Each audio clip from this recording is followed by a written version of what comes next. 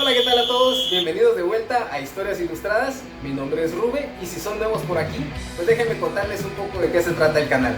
Aquí básicamente hacemos dos cosas, historias y dibujos. Así que mientras yo les comparto mi proceso de dibujo, les voy contando una historia acerca del personaje o en este caso de los personajes que voy a estar dibujando. Para el video de hoy, pues vamos a hablar de la historia de los mundiales, porque ya andamos en época mundialista. Mientras voy a estar enseñándoles mi proceso de dibujo de todas las mascotas de los mundiales pasados que pude encontrar. Así que no les quito más el tiempo, los espero en el video. Vamos a la historia ilustrada de hoy. Espero que se la disfruten. Pensémoslo por un segundo. El Mundial de Fútbol no es solamente un torneo, es una verdadera máquina del tiempo. Para todos aquellos que crecieron gritando goles en los 90s, coleccionando álbumes de estampitas y llorando por un penal fallado, la Copa del Mundo define épocas enteras de nuestras vidas. Pero el fútbol no siempre fue el gigante tecnológico y comercial que conocemos hoy.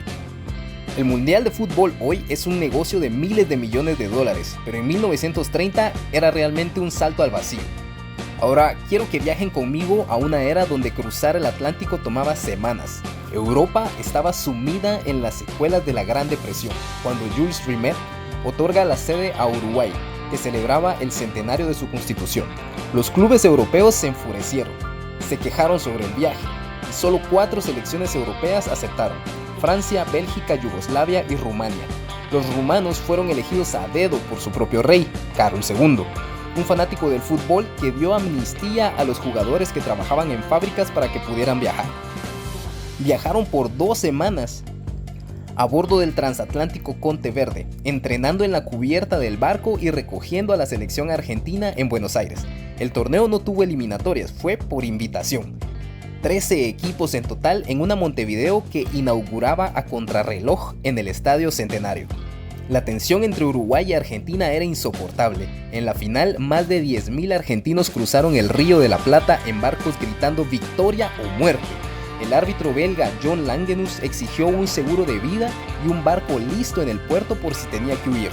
La primera gran polémica fue infantil pero real: el balón. Argentina quería jugar con su pelota y Uruguay quería jugar con la suya. Langenus decidió usar el balón argentino en el primer tiempo, Argentina se fue ganando 2-1, y el balón uruguayo en el segundo, con su propia pelota. Uruguay destrozó al albiceleste y terminó ganando 4-2. Al día siguiente, la embajada uruguaya en Buenos Aires fue apedreada y nacía la mayor rivalidad del continente.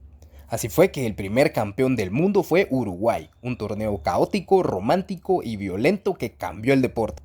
Benito Mussolini entendió antes que nadie que el deporte era la mejor propaganda para el fascismo. El torneo de 1934 en Italia no se jugó por el deporte, se jugó para demostrar la superioridad del régimen. Mussolini estuvo presente en cada partido de Italia. Los árbitros sufrían presiones brutales. Se dice que el dictador cenó con el árbitro Ivan Eklund antes de la semifinal contra la maravillosa Austria de Matías Sindelar. Italia ganó ese partido con un gol polémico y un arbitraje escandaloso. En la final de 1934 contra Checoslovaquia, los jugadores italianos recibieron un telegrama del vestuario que decía textualmente: vencer o morir. No era una metáfora, y ganaron 2-1 en la prórroga. Para 1938, el torneo se traslada a Francia, bajo tambores de guerra mundial. Austria ya había sido anexada por la Alemania nazi, obligando a sus mejores jugadores a jugar para el Tercer Reich. El legendario Matías Sindelar se negó a jugar para los nazis. Meses después apareció muerto en su apartamento en extrañas circunstancias. Italia, dirigida por el genio táctico Vittorio Pozzo, repitió el título en París, vistiendo camisas negras fascistas y haciendo el saludo romano ante un público francés que los abucheaba. Vencieron a Hungría 4-2. El portero húngaro Antal Szabó diría una frase escalofriante tras el partido: le salvé la vida a 11 seres humanos. Me dijeron antes del partido que los italianos tenían orden de morir si perdían.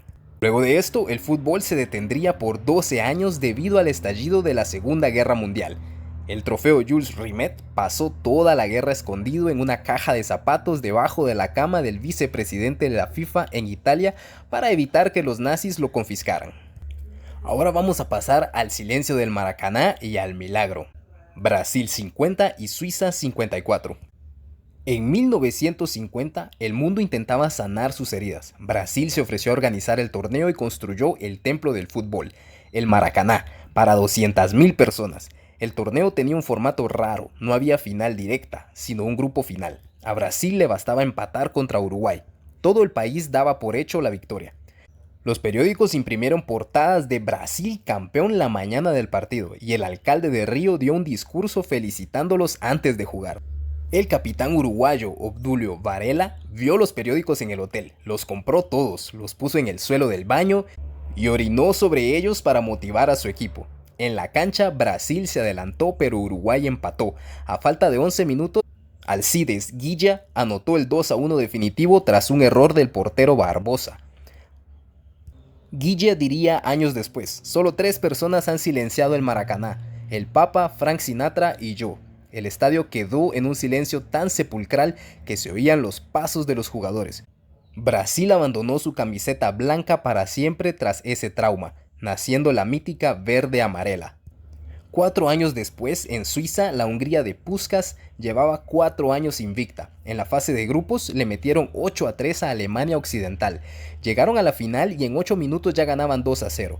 Pero bajo una lluvia torrencial, los alemanes estrenaron unos tacos intercambiables inventados por Adi Dassler, fundador de Adidas, lo que les daba un mejor agarre en el lodo. Alemania remontó 3-2. Este partido, conocido como el Milagro de Berna, fue el verdadero nacimiento de la Alemania de posguerra.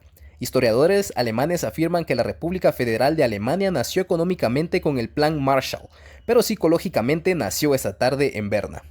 Luego se vinieron los mundiales de Suecia 58, Chile 62 e Inglaterra 66, marcando el nacimiento del Rey y la llegada de Willy, con la victoria de Brasil en el 58 y en el 62 y de Inglaterra en el 66.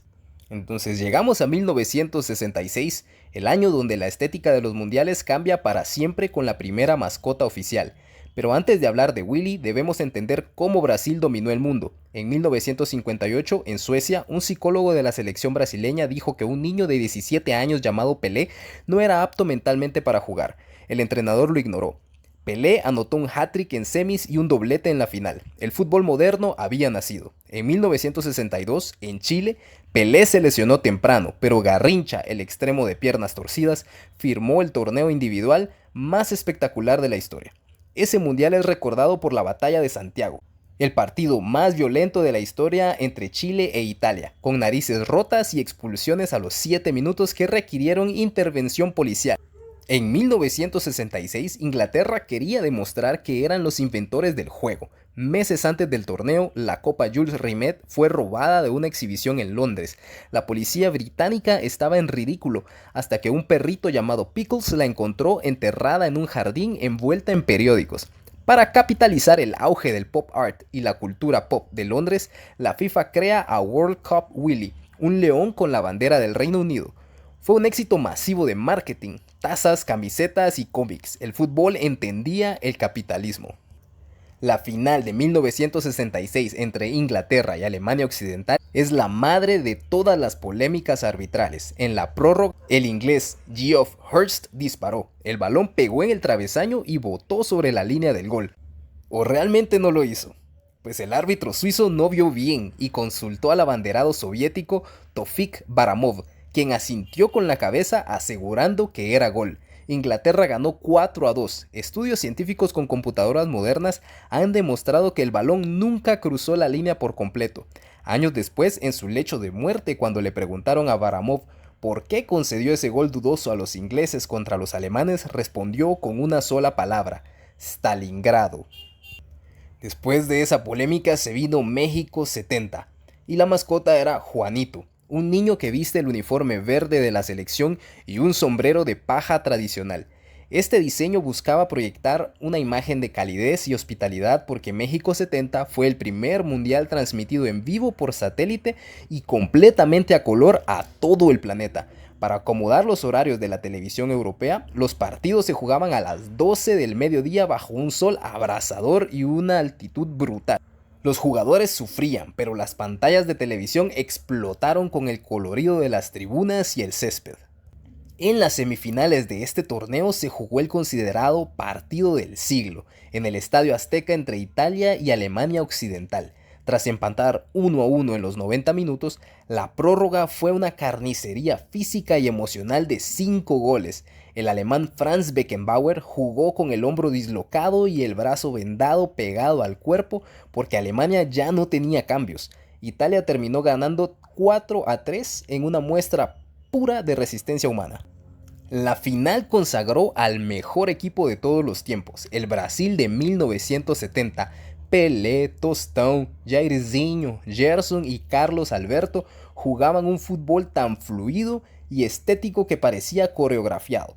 Destrozaron a Italia 4-1, el cuarto gol donde casi todo el equipo toca el balón antes de que Carlos Alberto reviente la portería es la obra de arte definitiva del fútbol.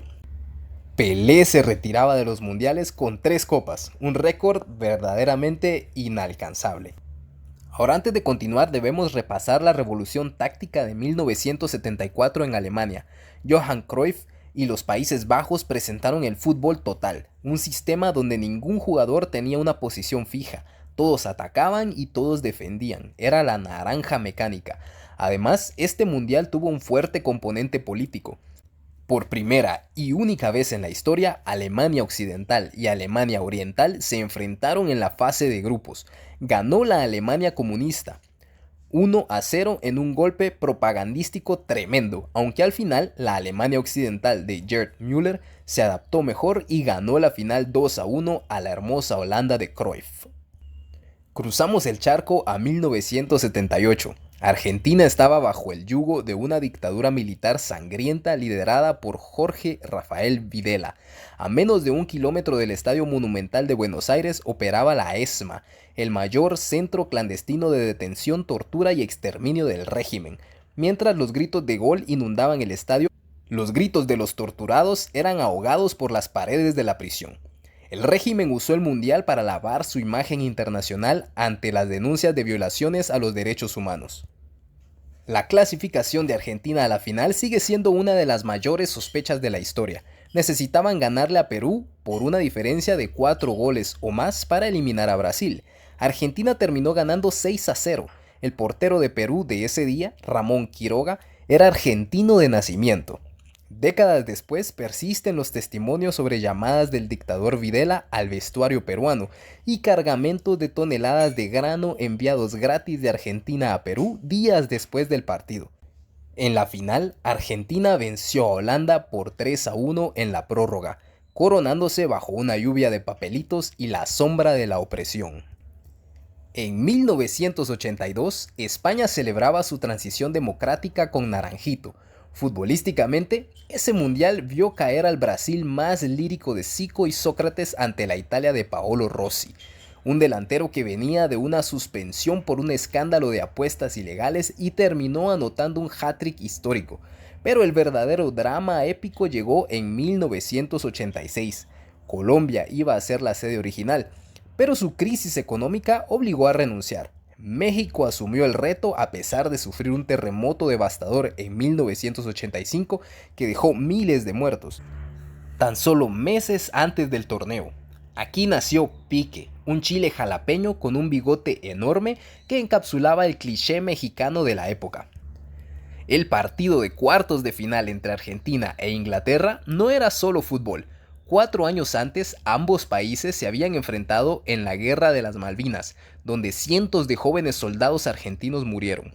Los jugadores albicelestes admitirían después que, aunque decían que era solo un juego, en el vestuario sabían que estaban defendiendo el orgullo de las madres de esos soldados. En ese contexto de altísima tensión política, Diego Armando Maradona firmó en solo 4 minutos los 2 goles más famosos de la historia del deporte. El primero de esos goles fue la mano de Dios. Maradona saltó contra el portero Peter Shilton y empujó el balón con el puño. El árbitro tunecino no lo vio, convirtiéndose en la picardía elevada a nivel mundial. Pero el segundo gol, anotado apenas 3 minutos después, limpió cualquier rastro de trampa. Maradona tomó el balón en la mitad de la cancha, giró sobre sí mismo y dejó atrás a 5 jugadores ingleses corriendo 60 metros en 10 segundos antes de eludir al portero y anotar el gol del siglo. El narrador Víctor Hugo Morales lloró en la cabina diciendo: ¿de qué planeta viniste para dejar en el camino a tanto inglés? Maradona llevó a Argentina a ganar su segunda copa derrotando a Alemania Federal 3-2 en la final. El torneo le perteneció a un solo hombre. Y como la historia de los mundiales es larguísima, entonces esta va a ser una serie de 2 videos como les mencioné al principio. Por lo que vamos a dejarlo hasta aquí por hoy. Y si ustedes quieren seguir escuchando más sobre la historia de los mundiales y terminando de ver todos los dibujos de las mascotas que han acompañado a este evento durante todos estos años, los invito a que estén pendientes al canal, ya que la próxima semana vamos a estar estrenando un nuevo video con el resto de la historia. Así que por mi parte no me queda nada más que agradecerles por estar aquí, por dejar sus comentarios. Cuéntenme cuál es su equipo favorito en este mundial, a quién le van, quién creen que va a ser el campeón. Compartan este video con sus amigos y pues por el momento me despido. Mi nombre es Rube, esto es Historias Ilustradas. Saludos y pásenla suave.